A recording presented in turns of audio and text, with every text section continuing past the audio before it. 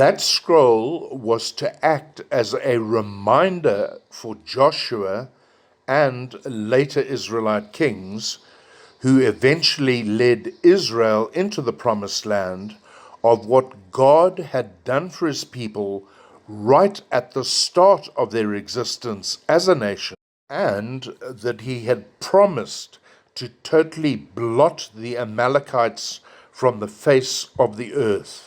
The scroll was always to be a reminder to God's people of God fighting for his people near Sinai, and that God would eventually ensure that the Amalekites would cease to exist as the enemies of God's people.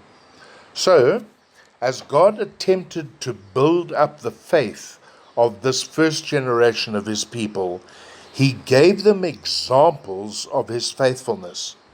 He reminded them of the destruction of the Egyptians during their attempt to pursue the Israelites. He then spoke of his presence manifest at all times, day and night. Then he spoke of the initial victory over and the eventual destruction of Israel's enemies in the people of the Amalekites. Finally, and perhaps the most precious example of God's faithfulness, is spoken about in verse 32 and verse 33. We read, "In spite of this, you did not trust in the Lord your God, who went ahead of you on your journey in fire by night and in a cloud by day, to search out places for you to camp and to show you the way that you should go." That really is an exquisite attempt by God to encourage his people. Now, lest we get the idea that God is somehow despotic, just issuing commands and expecting our stoical and reluctant obedience, we're given here a picture of the loving heart of God, which is always that which motivates him in his dealings with his people. Already in verse 31, we have been told, "There you saw how the Lord your God carried you, as a father carries his son, all the way you went, until you reached this place." Notice God is the Lord your God. He alone is the God of Israel, and Israel alone are his people. So how does he treat his children? Well, as a loving father who, presumably, when his children were frightened, tired, dispirited, carried his children, as it were. What an incredible picture. I have a picture in my own mind of my father after a long day in town or a typical Kenya party, carrying each one of us as his children from the car into the house, putting us gently into our beds, and then kissing us good night. But God didn't just carry his weary children, he went ahead of his children by the daily cloud and the nightly pillar of fire to search out places where Israel could camp and to scout out the best way to get to these places of refuge.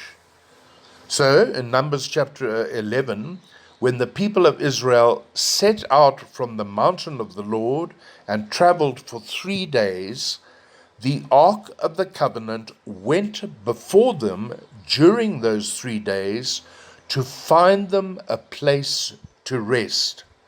There, with his people wailing for food, God provided them with manna, which was like coriander seed and looked like resin, and it tasted something like olive oil.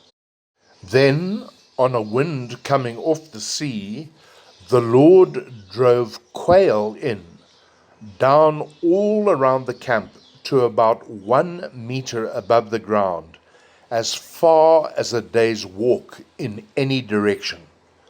Then water was always going to be a problem, and God always provided it. He provided it at Marah when bitter water was purified by pieces of wood which God instructed ought to be thrown into the water. Then at Rephidim, when Moses struck a rock and water gushed out. Then at Kadesh, when Moses struck the rock twice, when God had told him to speak to it.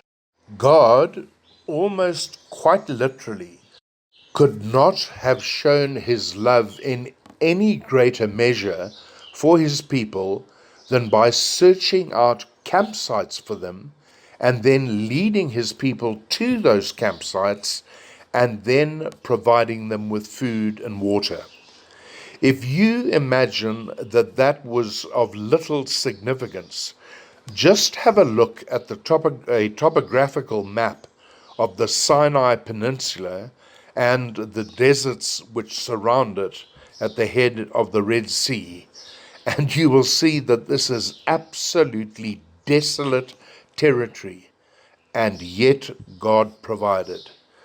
God's persistent provision for his people, perhaps as many as 2 million of them, was surely sufficient grounds for them to begin to trust him. This provision, had it been acknowledged and embraced, would have been the faith seeds which God was trying to plant within his people's hearts.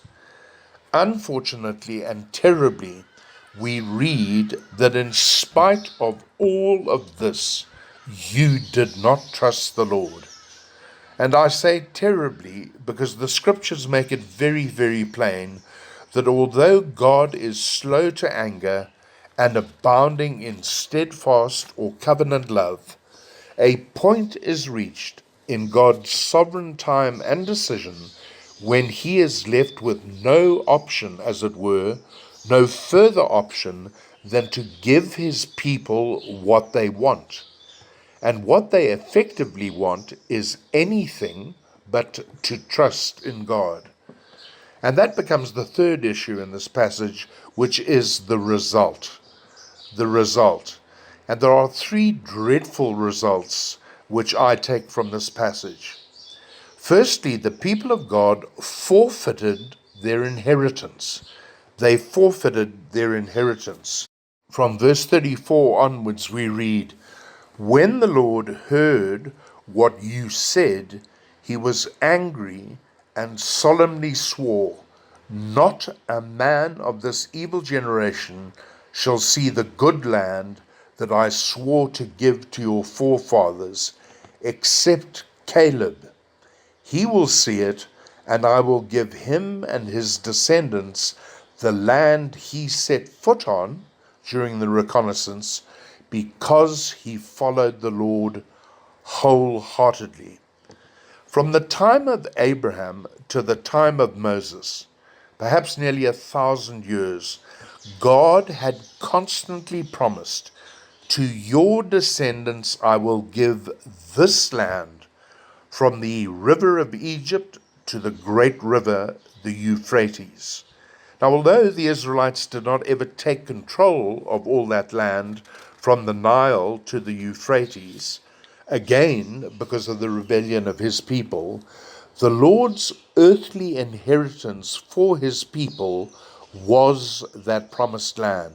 And now, as a judgment for their repeated refusal to trust God, the entire first generation of Israel, with the exception of Caleb and Joshua, lost the right to their inheritance. Just imagine it. Without any revelation yet from God concerning what happened to a person when they died, the length and quality of a person's life is his inheritance. And for the Jewish people then, the promised land, the land of milk and honey, was their inheritance, a place where they could live as God's people under his total protection and provision, a good land, a bountiful land, a peaceful land, and healthy lives. Now they had forfeited that. Did they feel devastated? Well, Moses certainly did. Forbidden by God from entering the land for his own disobedience, we are told in Deuteronomy chapter 3 and verse 23, "At that time I pleaded with the Lord." This is Moses speaking. "O sovereign Lord, you have begun to show your servant your greatness and your strong hand. Let me go over and see the good land beyond the Jordan." That is an absolutely exquisite statement.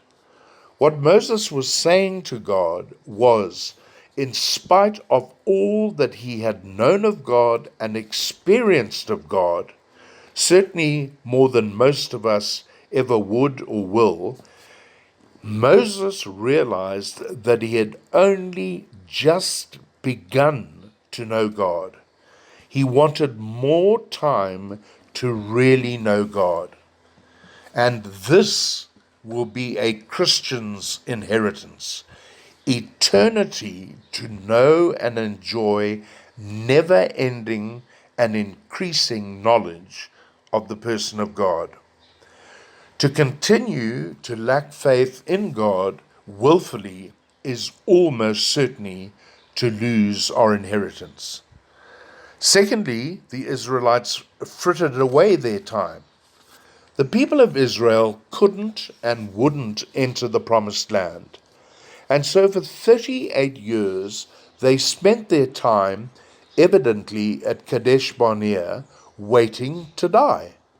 They were not involved in worshipping and in serving God, since they had become God's enemies. And here's a warning for us as Christians. In Ephesians chapter 2 and verse 10, we are told we, Christians, are God's workmanship, created in Christ Jesus to do good works, which God prepared in advance for us to do. God has a pre-planned and perfectly prepared ministry for each and every single one of his children. Only we can fulfill the divinely mandated life of service which God has selected for us. And if we are not surrendered to the will of God, if we are not trusting God to prompt us to persist in our ministry, we are effectively marking time. For to be out of the will of God is a truly appalling waste of time. And then finally, the Israelites were forced to follow a more difficult way. As I said last week, this recollection which is going on here was given by Moses to the people of God from the southern end of the Jordan Valley. They were going to move up the eastern side of the Jordan Valley with its rugged geography and hostile people. However, we ask the question, where was all the reconnaissance done? The reconnaissance was done from Kadesh Barnea, way west of the Jordan Valley, into the land of Canaan, with its coastal plains, its foothills, and then up to the Judean and Sumerian hills, all the way up to Jerusalem. What I am suggesting is that it appears that God chose an easier route for the conquest of Canaan and not the more difficult one to the east of the Jordan. The lack of faith of God's people didn't thwart God's plan, it simply made his people's task tougher. And so for Christians, God's original plan for us as his children is always the best one, from God and for us. When we foolishly ignore or repeatedly fail to embrace his first plan for our lives, we are almost certainly choosing a bumpier journey.